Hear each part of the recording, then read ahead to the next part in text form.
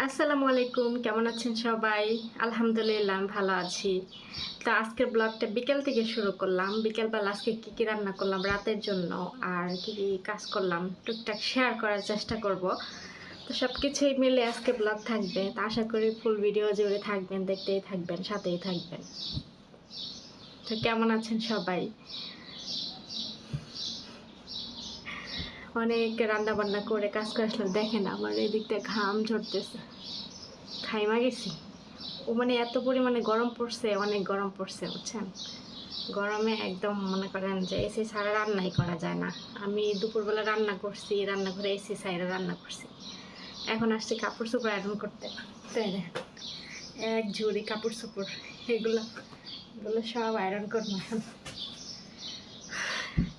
আজকে শনিবার, কালকে স্কুল আছে।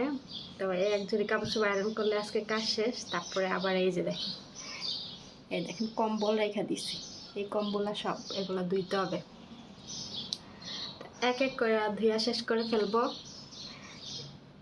কতগুলা ধুইছি এর আগে, এখন আবার এগুলা ধুইলেই মনে করেন সব নতুন নতুন কিনে নিয়ে আসছে, আমার রুমের জন্য আনছে। তো শেয়ার করবো না পরে আপনাদের সাথে। এগুলো সব ধুয়ে দিয়ে আবার প্যাকেট করে করে রেখে দিব। যখন ওইগুলো আবার ময়লা হবে তখন ওইগুলা বের করে দিবে, আবার ধুবো, আবার এগুলা হচ্ছে বের করবে এরকম।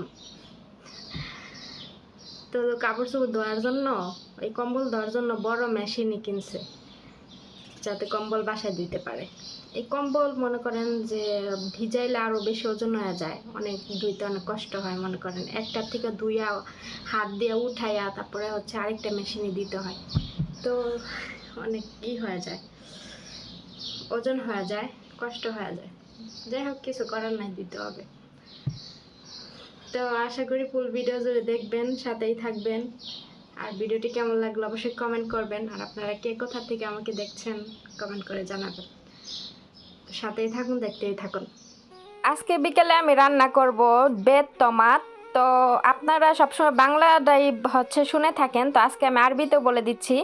আজকে বেত টমাট রান্না করব, যেটাকে আমরা টমেটো দিয়ে ডিম দিয়ে বলি, ওইটাকে ওরা বলে বেত টমাট।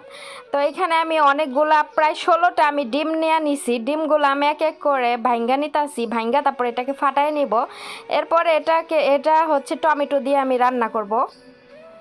প্রায় অনেক দিন যাবৎ বেত টমাট হচ্ছে রান্না করা হয় না, কারণ এটা একটা মাতাম থেকে কিনা নিয়ে আসতো, ওই মাতামটা বন্ধ আজকে কয়েক মাস ধরে।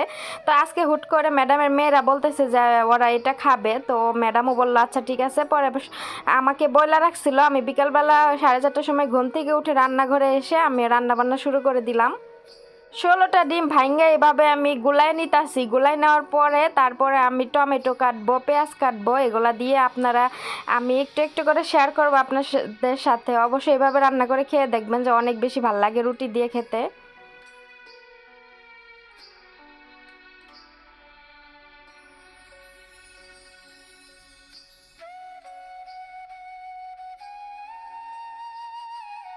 চুলার মধ্যে একটা ফ্রাই প্যান বসাই দিলাম। তো ফ্রাই প্যানের মধ্যে আমি এখানে অলিভ অয়েল দিয়ে নিচ্ছি, কারণ এখানে আমরা অলিভ অয়েল দিয়ে ডিম ভাজা এগুলা অন্যান্য ভাজা পোড়া জিনিস মনে করেন অলিভ অয়েল দিয়ে করা হয়। তো অলিভ অয়েলটা দেওয়ার পরে আমি এখানে পেঁয়াজ কুচি দিয়ে নিচ্ছি। এখানে আমি 2টা বড় বড় সাইজের পেঁয়াজ কুচি করে নিছি। তারপরে এটাকে আমি কিছুক্ষণ তেলের মধ্যে ভাইজা নিব।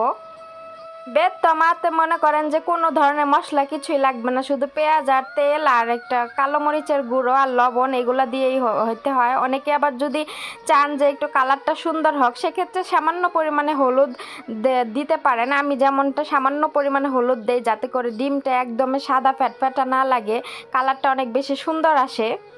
পেঁয়াজ কিছুক্ষণ ভাজার পরে এখানে আমি টমেটো যে কুচি কুচি করে কাইটে রাখছিলাম, এখানে আমি 5টা টমেটো দিছি। তো এখানে আমি টমেটোগুলো পেঁয়াজের মধ্যে দিয়ে নিলাম। এখন এটাকে আমি কিছুক্ষণ ভাজা নিব, তারপরে অন্যান্য জিনিসগুলো আমি এখানে অ্যাড করব। তো টমেটো ভাজার সময় এখানে সামান্য পরিমাণে লবণ দিলে টমেটো অনেক তাড়াতাড়ি সফট হয়ে যায়।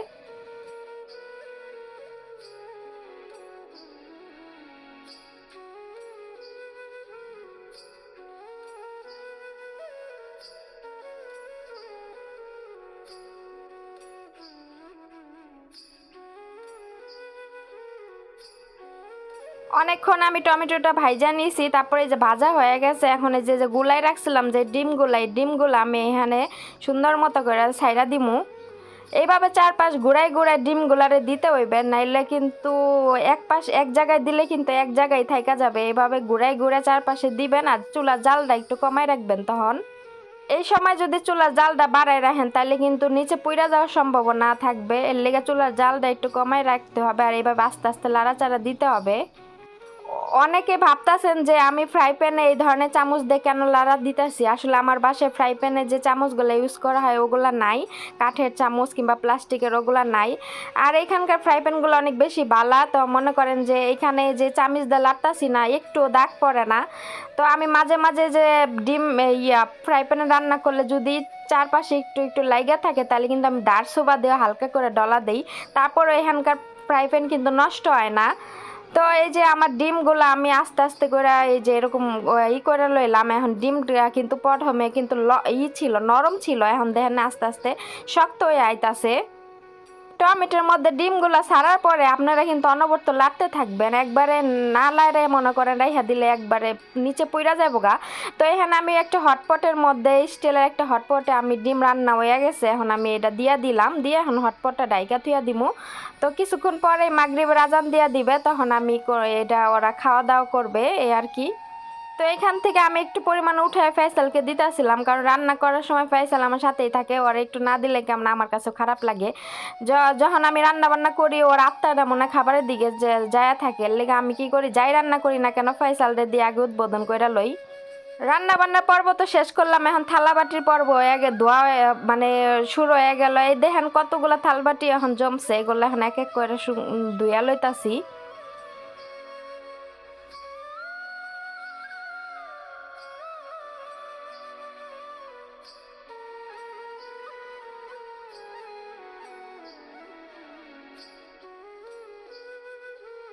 থালা বাটিগুলো ধোয়া হয়ে গেলে মনে করেন আজকের মতো কামগুলা শেষ। বিকালবেলা ঘুম থেকে উঠে যে কামগুলা এক এক কইরা গুছাই কইরা শেষ করি, যাতে করে সন্ধ্যার পরে আমার কোনো কাম করতে না হয়। আর এখন তো দিন অনেক বড়, রাত ছোট, দিন মনে হয় সহজে যায় না। এত কাজ করি তারপরও মনে হয় দিন যায় না, কিন্তু রাতের বেলা যখন ঘুমাই থাকি তখন মনে হয় কি অনেক তাড়াতাড়ি সকাল হয়ে গেছে, এমন একটা অবস্থা।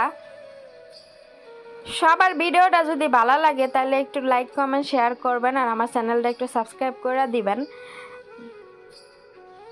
নতুন নতুন ভিউয়ার্স যারা আছেন তা আপনারা কে কোথা থেকে আমারে দেখতে আসেন অবশ্যই কমেন্ট বক্সে কমেন্ট করবেন। আপনাকে সুন্দর সুন্দর কমেন্ট দেখলে আমার কিন্তু অনেক বেশি ভালো লাগে। আরাবিয়ানদের বাসায় কাজ করে কাজের ফাঁকাফাঁকি একটু ভিডিও আপনাগুলোকে শেয়ার করে, এই ভিডিওগুলোতে যদি আপনারা না দেখেন, সাপোর্ট না করেন, তাহলে কিন্তু মন মানসিকতা একবারে নষ্ট হয়ে যায়। তো আশা করি সবাই আমারে সাপোর্ট করবেন, সবাই পাশেই থাকবেন। আর অনেকে আছেন সাবস্ক্রাইব করে আবার আনসাবস্ক্রাইব করে দেন, কেন ভাই সাবস্ক্রাইব করে আবার আনসাবস্ক্রাইব কেন করবেন? তো আল্লাহ হাফেজ।